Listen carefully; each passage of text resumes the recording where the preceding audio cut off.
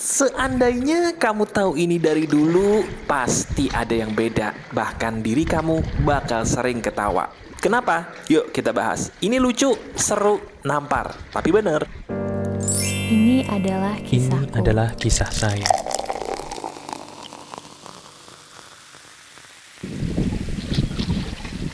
Halo teman-teman, apa kabar? Ada saya kembali, Aryan Surya, sahabat baik kamu dari Pagar Kehidupan. Betul, seperti yang saya katakan barusan, ini materi bisa dibilang termasuk salah satu hal yang paling saya suka juga ya sebagai pembuatnya. Gimana enggak coba? Saya buat ini sambil mikirin hal-hal yang entah kenapa pernah terjadi juga dalam hidup saya di masa lalu. Nah sekarang coba di bagian depan ini, saya langsung bertanya sama kamu. Iya, sama kamu sebagai sahabat saya. Jujur, pernah nggak diri kamu merasakan sebuah hal yang lucu? Sebuah hal yang lucu tuh gini loh. Di saat kamu udah nggak mau, hal yang kamu mau di masa lalu datang. Tapi di saat kamu mau, hal itu malah nggak datang-datang. Sampai akhirnya kamu lama-lama ketawa sendiri dalam hati, bingung. Kenapa ya? Kok hidup saya lucu banget? Di saat saya nggak mau, malah dapat. Tapi di saat saya lagi mau nih, nggak dapet tuh apapun yang saya mau. Pernah nggak kayak gitu? Nah, itu yang saya rasa jadi lucu banget ketika saya ingin membuat materi di hari ini. Jadi sekarang yuk, sambil saya membacakan kisah Quora yang entah kenapa membuat saya jadi inget sama hal ini, kita bahas kenapa hal itu bisa terjadi dan bagaimana cara prakteknya supaya kita bisa menjinakkan itu semua. Oke? Sekarang sambil kamu tetap melakukan apapun yang sedang kamu lakukan, ayo senyum dulu dong. Nah, senyum seperti itu adalah sebuah magnet rezeki loh. Jadi sambil senyum, sambil mengerjakan apapun yang sedang kamu kerjakan. Halo, ada saya Aryan Surya, sobat baik kamu di sini. Kita bahas materi keren ini langsung ya. Gini nih. Jadi, dari kisah Quora kali ini, saya ingin membacakan intisarinya dari sebuah pertanyaan dan juga jawaban yang ada di aplikasi Quora. Dia sama kayak kamu teman-teman. Dia adalah orang yang punya mimpi besar. Seorang perempuan, orang yang sama seperti kita, sedang ingin mencapai goal besar. Lebih tepatnya, dia lagi pengen pergi ke Tanah Suci. Ketika dia sedang mengusahakan ingin pergi ke Tanah Suci, itu ada aja halangannya. Sampai dia sendiri pun hampir putus asa katanya. Nah dia cerita, lucunya ketika dia sudah pasrah, udah gak mau lagi mencoba, harusnya gagal dong. Tapi entah kenapa banyak jalan yang membuka dia untuk akhirnya, alhamdulillahnya, puji Tuhannya, dia bisa mencapai Tanah Suci seperti yang dia mau. Nah dari situ akhirnya dia selesai bercerita. Tapi dari situ juga saya yakin banyak orang yang bertanya, kenapa ya kok hal seperti cerita cewek ini nih, perempuan hebat ini, itu bisa terjadi? Di saat kita mau gak dapet, tapi di saat kita udah gak mau malah dapet. Kenapa bisa begitu? Jawabannya cuma satu. Apa itu teman-teman? Cuman hal ini. Dengerin baik-baik. Hidup kita di dalam dunia ini ada sebuah hukum alam yang namanya paradoks. Saya ulangi, dalam hidup kita, apapun keyakinan yang kamu peluk, siapapun diri kamu, kita ini akan selalu menghadapi sebuah fenomena yang bernama hukum paradoks. Apa itu paradoks, Mas? Paradoks itu artinya hukum kebalikan. Gini, ketika kita memikirkan sesuatu, itu sebenarnya kita bisa mendapatkannya. Saya ulangi, ketika kamu memikirkan sesuatu apapun yang kamu pikirkan, seizin Tuhan itu gak ada yang mustahil, kita pasti bisa mendapatkannya. Titik. Cuman, ada cumannya. Sesuatu hal yang kita pikirin itu, kalau kita pikirin pakai perasaan mencari, itu malah menjauh. Bener gak? Coba sekarang ingat ya. Ingat sambil kamu mendengarkan suara saya, ingat. Betul tidak perkataan saya barusan? Di saat kamu mikirin sesuatu, muncul perasaan mencari, itu malah gak ketemu. Iya kan? Nyari kunci motor, kunci mobil, gak ketemu tuh kunci. Nyari kunci rumah di mana tadi saya naruh, Mas? Nggak ketemu-ketemu. Apalagi nyari yang lebih besar, nyari jodoh, nyari kerjaan, nyari ini, nyari itu. Nggak ketemu ketika kita mencari. Betul? Perasaan mencari itu adalah biang kerok sesuatu hal menjadi menjauh. Itu dulu. Nah, tapi ada satu perasaan yang semesta raya ini seizin Tuhan itu suka banget. Perasaan itu justru lawan kata dari perasaan mencari. Apa itu, Mas? Perasaan diam pasrah. Benar. Perasaan mencari itu membuat sesuatu hal yang kita mau jadi menjauh. Tapi ketika kita udah diam, udah pasrah, bahasa kerennya itu ikhlas, teman-teman, itu malah dateng. Jadi ibarat kata gini loh, hidup tuh kayak pasir. Pernah nggak kamu lihat pasir hidup? Nah, kalau pasir hidup tuh, semakin kita bergerak, dia semakin nyedot kita ke dalam. Bahaya, betul? Tapi semakin kita diem aja, kita fokus nyari dahan untuk kita tarik, kita bisa keluar pelan-pelan dari pasir hidup itu. Nah, sama, hidup tuh begitu. Ketika kita mau sesuatu, harus, boleh banget. Tapi jangan dicari. Jangan dicari. Terus gimana, Mas? Biarkan aja Tuhan dengan kebesarannya menyusun rencana hebat buat kita, buat kamu. Nah, kan? Udah mulai sadar, udah mulai paham, tapi saya tahu kamu masih bingung nih. Gini. Saya jelasin biar kamu lebih paham cara prakteknya ya. Gini loh. Anggap aja ceritanya sekarang kamu nih lagi single. Oke, lagi single atau bahasa kerennya lagi jomblo lah gitu ya. Pengen banget punya pasangan. Kita ambil contoh dari jomblo dulu nih. Nanti saya kasih contoh yang lain. Ketika kita lagi jomblo atau lagi single pengen punya pasangan, pasti sebelum kamu kenal pagar kehidupan terutama, kamu mencari dong. Iya kan? Mencari jodoh. Aduh, dapet, tapi salah terus. Iya kan? Ada yang baik tapi kok kayaknya nggak meyakinkan, Mas, ya kan?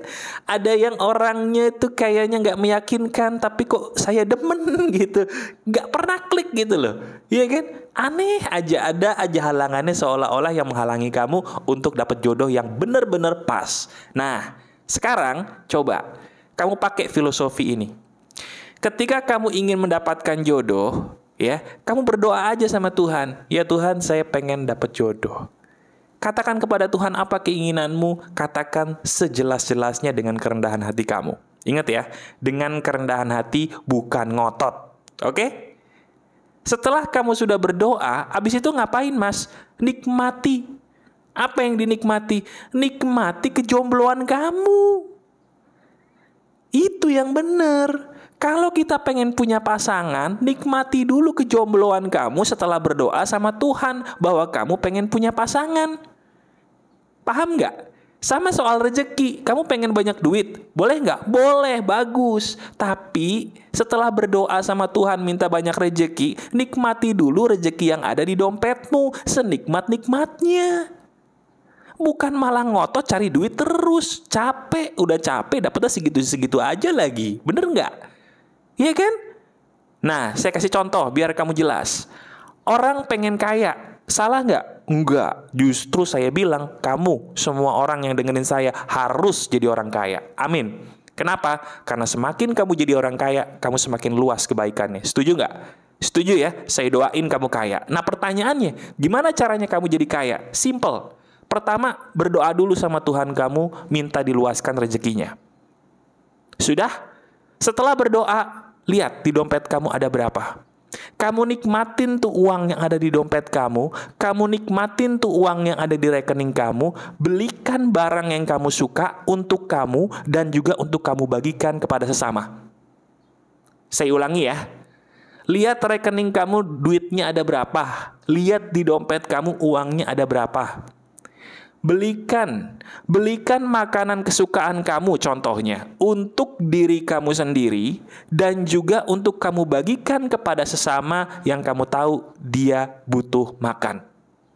Baju apa yang kamu suka beli. Tapi sisihkan juga duit buat beli baju yang kamu suka untuk kamu berikan kepada orang yang kamu tahu butuh bantuan baju. Jadi intinya adalah uang itu kamu pakai untuk bersenang-senang, tapi juga senangkan orang lain.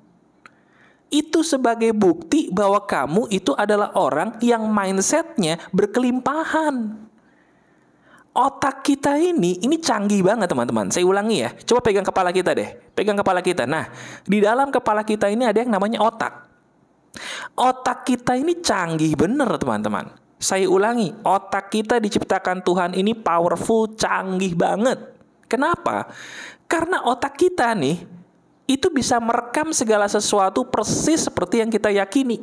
Nah, ketika saya suruh tadi itu menggunakan uang untuk membeli barang yang kamu suka dan bagikan barang itu juga kepada sesama, di situ kamu memprogram otak kamu bahwa, hey, aku ini adalah orang yang rezekinya lancar loh.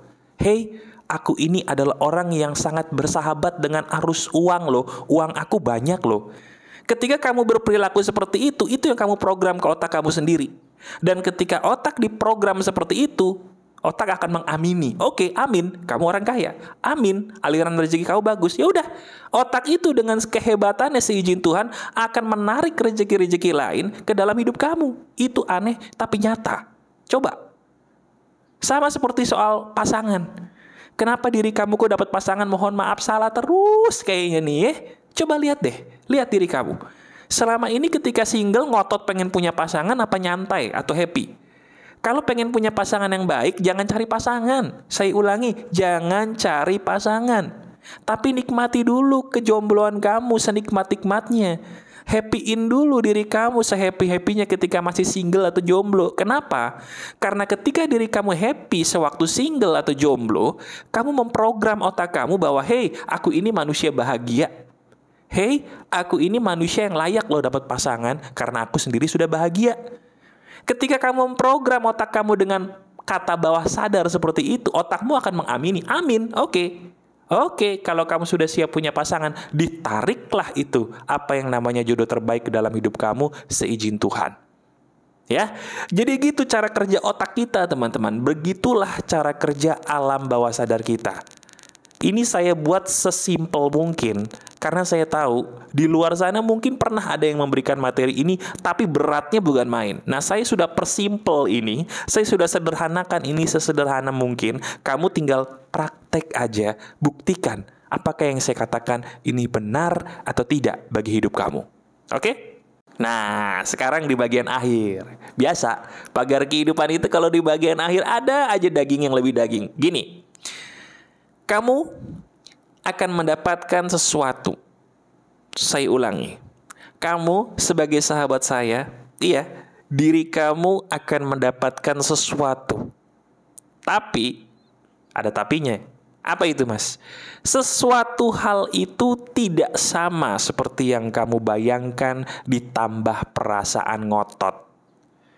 Jadi, bayangkanlah sesuatu hal yang kamu mau, cukup bayangkan saja, kemudian kamu nikmati apa yang sedang terjadi dalam hidup kamu.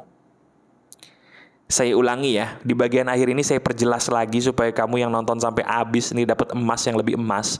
Bayangkan apa yang kamu mau sejelas-jelasnya. Sesudah kamu membayangkan itu, tinggalkan apa yang kamu bayangkan tadi, fokus menikmati hidup kamu, bikin diri kamu happy dengan apa yang di depan mata kamu. Entah kamu dansa, joget-joget, nyanyi, baca puisi, main game, atau nonton pagar kehidupan, atau nonton channel lain yang bikin kamu ketawa, positif. Pokoknya bikin kamu happy deh.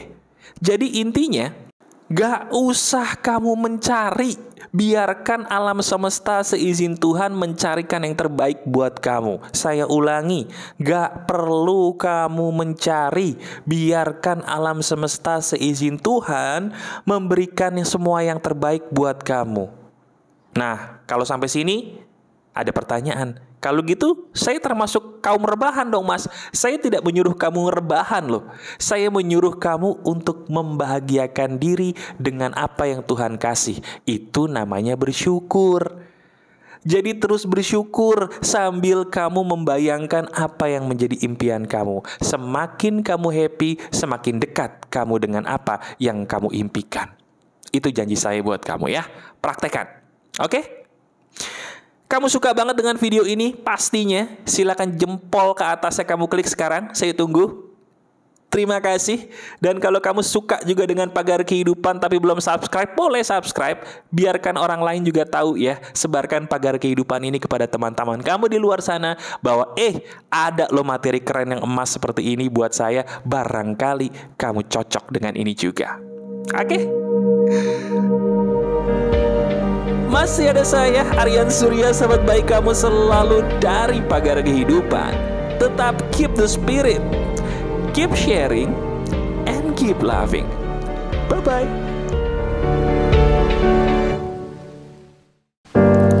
Ini adalah kisahku. Ini adalah kisah saya.